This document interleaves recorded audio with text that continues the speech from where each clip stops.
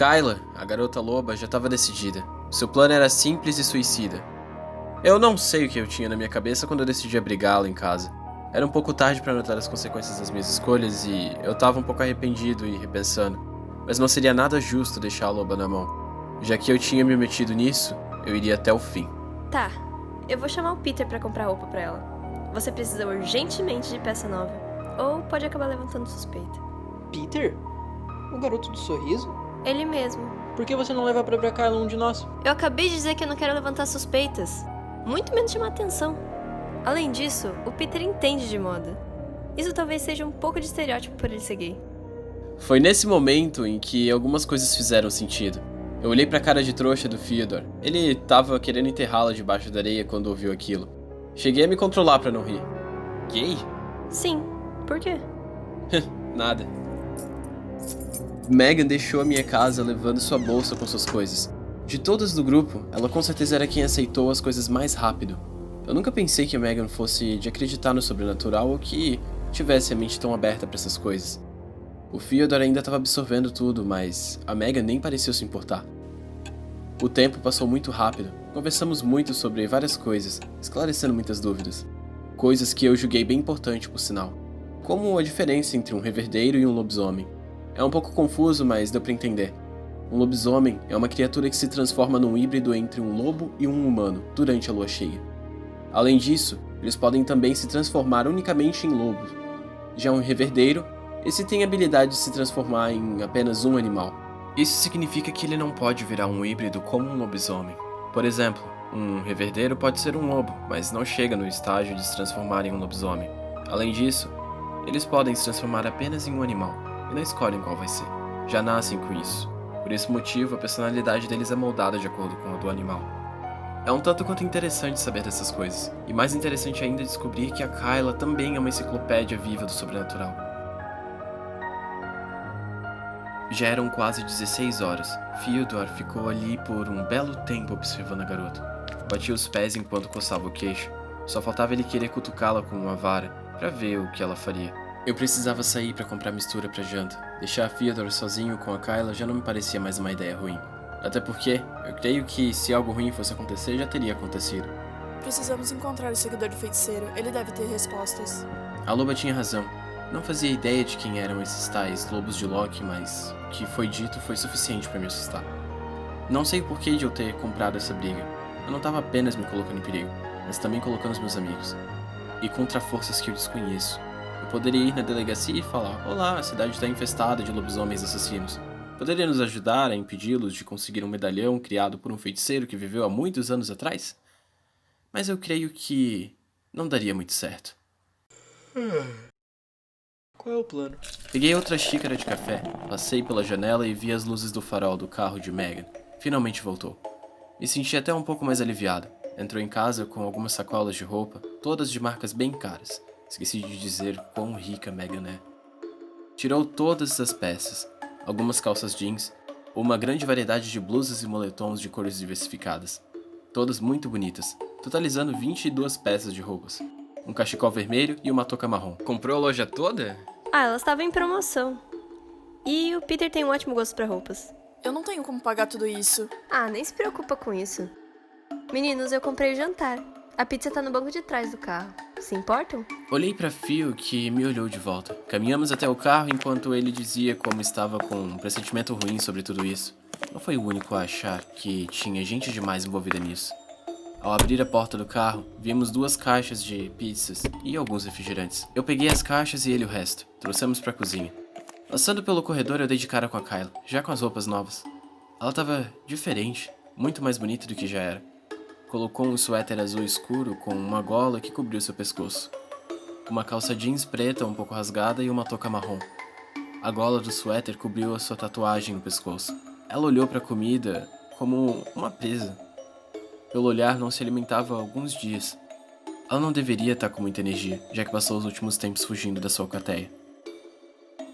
Peguei os pratos e Megan nos copos. Tirei as tampas das caixas e aquele saboroso aroma veio ao ar. Uma era portuguesa tradicional e a outra frango com catupiry. Nos servimos na mesa.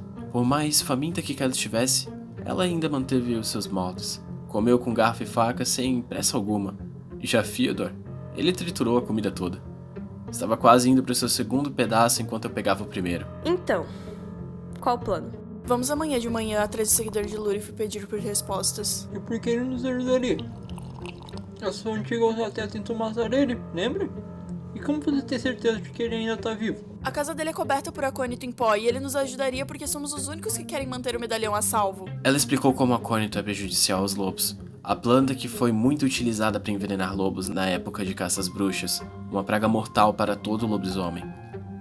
Ele fez um campo minado com um acônito ao redor da casa dele. Por isso, não morreu até agora. Uma jogada bastante inteligente, mas ao mesmo tempo ele não poderia sair de lá. Se a casa dele tá infestada de acônito, não acha que seria suicídio você ir com a gente? Eu acho que seria suicídio vocês irem sem mim. A casa dele tá segura, mas ainda deve ter um ou outro lobo esperando que ele saia. E se o bruxo ver vocês lá, vocês não vão saber como reagir. Pensei bem no que dizer. Eu cortei um pedaço de pizza e tomei um gole do refrigerante. Ela tava certa, mas estaria se colocando em perigo. Eu olhei pra Megan e Fyodor. E pelos olhares, eles chegaram na mesma conclusão. Ela coçou seu pescoço disfarçando um pouco. Partiremos pela manhã, então. Todos concordaram acenando com a cabeça. Deu pra ver que Megan tava um tanto quanto incomodada. Mas eu sabia que ela não iria deixar eu ir sem que ela também fosse. Depois daquele jantar, a Kayla nos contou um pouco mais sobre o mundo mágico e os lugares em que há a maior concentração do sobrenatural em Westwood. Lugares como a Elfenheim Forest, lugar do qual iríamos pela manhã.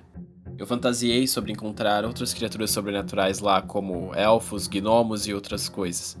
Mas a Kayla acabou com a minha esperança em poucas palavras. De acordo com ela, a maior variedade de criaturas sobrenaturais fica na outra parte da floresta, mais especificamente na parte de trás da cidade. Teria que pegar uma rota em sentido sudoeste ao estado para ver alguma coisa. A única vez que eu cheguei mais perto daquela rota foi quando eu viajei para Ravensworth. E eu não vi nada de estranho por lá. Após tanto conversarmos, arrumei os sofás de casa, transformando-os em camas improvisadas para as meninas e para o Fyodor. Os deixei lá pela sala e fui dormir. Obviamente isso levou um tempo, já que eu estava ansioso pelo dia seguinte, com inseguranças, mas ao mesmo tempo ansiando por uma aventura. Antes de finalmente cair no sono, eu escutei os três conversando na sala sobre o quão perigoso isso poderia ser, e no problema que estávamos nos metendo. Quando eu finalmente caí no sono, tive um sonho um tanto quanto incomum. Eu sonhei com a minha mãe. Volta e meia eu tenho esse tipo de sonho. Eles sempre são iguais. É o mesmo acidente de carro. Comigo no banco de trás, travado, sem conseguir me mexer para salvar minha mãe. Mas esse foi um tanto quanto diferente. Dessa vez eu consegui me desprender. Foi estranho, já que eu sempre tive o mesmo sonho. Vivia acordando suado por não conseguir fazer nada. O carro batia e capotava. Eu via aquela luz branca do caminhão vindo na nossa direção e a minha mãe pedindo por ajuda. Quando a luz chegava, eu acordava. Quando eu consegui me libertar daquelas amarras invisíveis, eu pude sentir todo aquele peso indo embora. Eu conseguia falar novamente, mas não tive tempo suficiente para fazer algo. Acordei pelas 7 horas da manhã com um fio me cutucando no rosto. Ele estava arrumado usando uma blusa xadrez por cima de uma camisa polo. Ele não comentou nada, mas percebeu a minha cara de pavor e o suor escorregando pelo meu rosto. Já sabia do que se tratava, pois já tinha dito algumas vezes sobre o sonho. Fyodor evitou falar qualquer tipo de coisa, até fingiu que não viu. Apenas mandou eu me arrumar e deixou o quarto. Eu tive sorte por não ter sido a Megan quem me acordou. Sei do quão preocupada ela ficaria. Eu coloquei uma calça moletom preta e uma jaqueta de couro comum. Por baixo, uma camisa branca simples. Fiz tudo enquanto refletia sobre o sonho. É incrível como um sonho desviou a minha atenção do problema real. Eu escovei os meus dentes e encontrei com o pessoal que me esperava na cozinha. Imaginava que iria encontrar a bagunça da noite anterior, mas estava tudo limpo. A Kayla estava vendo alguns quadros pendurados na parede. Eram todos de grandes caminhões que o meu pai já dirigiu. Pendurou os quadros nas paredes como um troféu. Cada caminhão rendeu uma longa história, e como sempre, estava vivendo outra boa história, e eu esperava ansioso para ouvir assim que ele chegasse. Tinha panquecas na mesa. Estavam um pouco frias, mas cheirosas e pareciam deliciosas. Megan não sabia cozinhar muitas coisas, mas as que sabia ela mandava muito bem. A panqueca fria não foi um problema, já que o café estava bem quente. Junto a ele, haviam ovos com bacon e outras coisas. Fazia tempo que eu não via aquela mesa cheia. Geralmente quem fazia isso era minha mãe, com o intuito de reunir toda a família. Estavam todos muito bem agasalhados e ansiosos para encontrar o seguidor de Luirith, mesmo que isso pudesse acabar matando todos nós. Kyla estava usando um moletom roxo com algumas outras peças por baixo, uma calça azul e botas bem estilosas, enquanto Megan vestia uma jaqueta xadrez rosa com algumas listras verdes e pelos. Uma calça muito bonita e chamativa. O que seu pai faz? Ele entrega cargas pelo país todo. É bem feliz no trabalho. E a sua mãe? Quando ela perguntou, eu fiquei em silêncio. O Fyodor e a Megan disfarçaram um pouco. Ela morreu quando eu tinha 7 anos. Me desculpa. Eu não sabia. Não tem problema, já faz muito tempo. O clima tinha ficado um pouco tenso. Eu terminei de comer a panqueca e coloquei uma touca. Kyla fez o mesmo. Colocou a que ganhou da Megan junto com o cachecol. Saímos e eu tranquei a casa. Dei uma leve risada ao fechar tudo. Foi quando eu parei pra pensar. Eu tô faltando a aula pra impedir que um lobisomem absorva o poder de um medalhão criado há vários anos atrás por um feiticeiro. Megan foi dirigindo o carro. Fui ao lado dela. Atrás estavam os outros dois. Eu não conseguia parar de pensar em como poderia ser perigoso levar mais gente pra esse lugar. Enquanto isso, a Kyla foi nos guiando, utilizando seu olfato extremamente aguçado. Quase batemos por algumas vezes pelo simples fato de ela apenas avisar quando a Megan deveria virar em cima da hora. E como em todas as viagens, o Fyodor colocou o Heroes do David Bowie no som do carro. Era sempre a mesma música. Eu mesmo já tinha decorado todos os versos de trás pra frente, e eu nem gostava tanto assim daquela música. Observei pela janela do carro enquanto os outros conversavam. Aos poucos os prédios e as casas transformavam em árvores. As estradas de terra começavam a surgir. Vi os primeiros veados cruzarem o nosso caminho. Junto a eles, esquilos e outros animais de floresta. Westwood é realmente uma cidade com uma bela vista rural. Comecei a notar isso quando estávamos subindo uma montanha. Aquela neblina atrapalhou um pouco a vista, e Fyodor, reclamando do seu medo de altura, não colaborou em nada. As árvores eram bem grandes e um pouco assustadoras. O carro de Megan quase travou em algumas passagens bem estreitas, o que fez o medo de Phil aumentar mais ainda. Mas ninguém, além dele, parecia estar tão incomodado com isso. Mano, tá alto pra caralho aqui. Ai, cala a boca, Phil. Talvez estivessem irritados demais com ele reclamando sobre a altura. Que foi? Eu tô com medo, esse lugar tem mó cara de Silent Hill.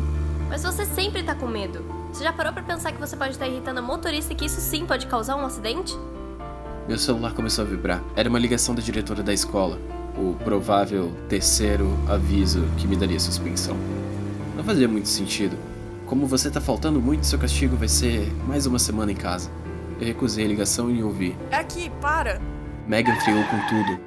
Quase fui jogado contra o vidro do carro. E Phil bateu com a cabeça no banco da frente.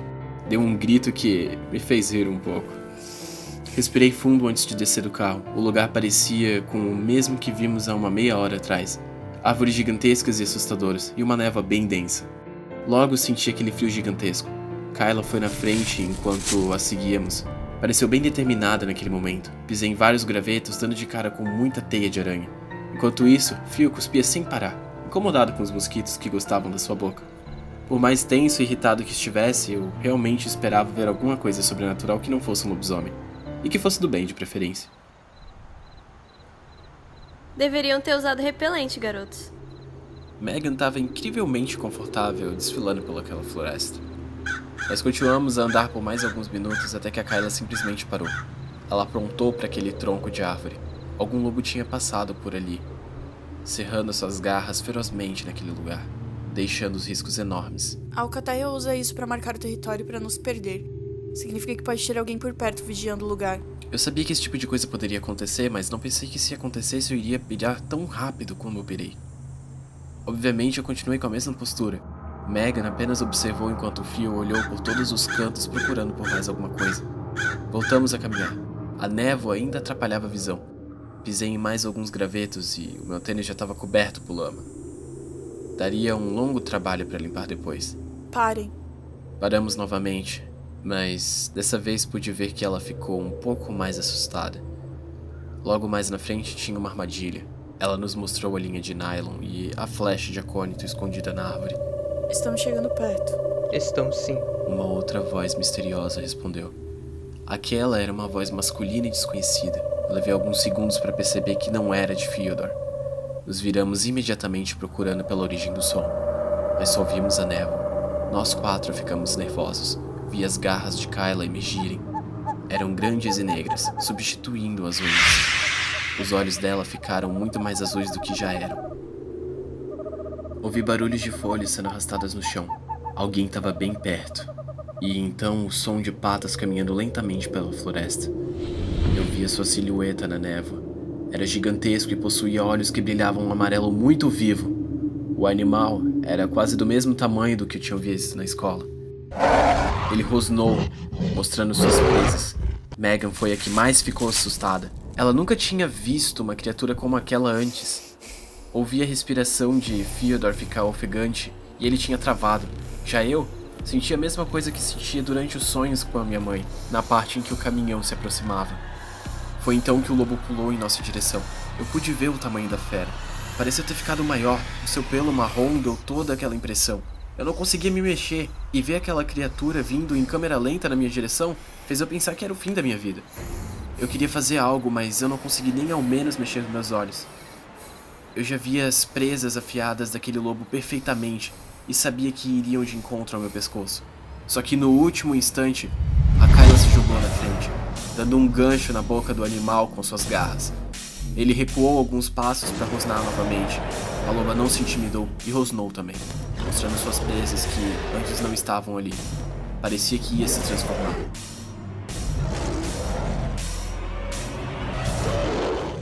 A fera mal teve tempo para uivar.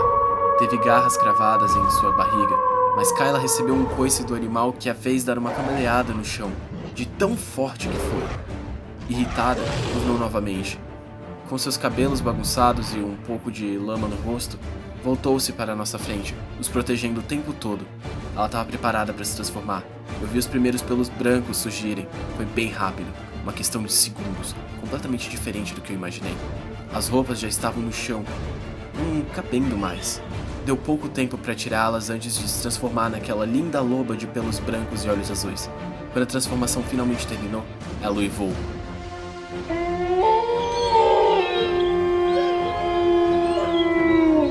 Foi o mais alto que eu pude ouvir, assustando não somente o outro lobo, mas também a todos nós.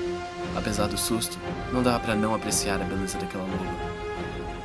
Os dois saltaram na mesma direção. Eu não conseguia entender bem o que estava acontecendo naquela luta. Um tentou cravar as presas no outro. A Kyla mordeu o pescoço dele, mas logo foi recebida com uma cabeçada, seguida de outro coice. Ela gritou de dor, baixando sua guarda. Tomou uma mordida no pescoço tão forte que eu quis sair para atacar o lobo. Mas eu fui impedido pela Megan, que sabia que não tínhamos chance alguma contra ele. A fera agarrou Kyla com sua boca e a jogou contra uma árvore bem próxima, rachando um tronco velho. Não! Megan segurou meu braço mais forte que foi. Eu vi nos seus olhos o quão assustada ela estava. Mas eu não podia deixar a loba morrer. O seu pelo já estava coberto de sangue. Foi então que um deles gritou. A luta havia parado do nada. Eu fiquei agoniado por não saber o que tinha acontecido. Até que o lobo marrom caiu no chão e começou a se debater. Havia alguma coisa presa nele. Parecia um dardo e realmente o incomodava. A fera não parava de gritar. Kyla, sem muitas forças, voltou à sua forma humana, bastante assustada. Olhou para todos os cantos procurando a fonte do dardo, enquanto rastejava no chão, vindo até nós. Mal entendemos o que aconteceu até que ouvi alguém falar. Vocês não deveriam ter vindo aqui. Tinha um garoto de aproximadamente 19 anos parado ao lado de uma árvore, usando roupas pretas e góticas, de pele negra, usava um manto bem escuro, cabelos crespos e curtos. O seu olhar era sério e penetrante, como se ele desafiasse quem o encarasse. Ele olhou para Kyla como se já tivesse visto ela antes. Sentiu um certo receio e mirou com uma zarabatana outro dardo, dessa vez na direção dela. A garota mal conseguia falar devido aos ferimentos. Foi então que eu liguei os pontos. Espera. Você é o seguidor de Lurif, não é? A gente veio pra ajudar você, a proteger o medalhão. Ele me olhou bem e, no último segundo, abaixou a zarabatana, ainda com um certo receio. Conheço a loba. Ela já tentou me matar antes. Por que eu deveria confiar nela agora? Além disso, parece que quem precisa de ajuda aqui são vocês. Ela não tentou, ela foi forçada e mesmo assim ela não fez. Ela fugiu pra salvar a sua vida. E agora voltou aqui se arriscando pra salvar a porra de um medalhão que você deveria estar protegendo. protegendo. Eu e Phil olhamos pra ela, franzindo a testa. Eu nunca tinha visto a Megan tão irritada. Talvez seja por causa da adrenalina e do medo. Ele nos fitou, refletindo sobre as palavras da ruiva. Viu o outro lobo caído no chão e sabia que estávamos lutando contra ele antes. Sigam-me. Vocês não deveriam ter vindo aqui.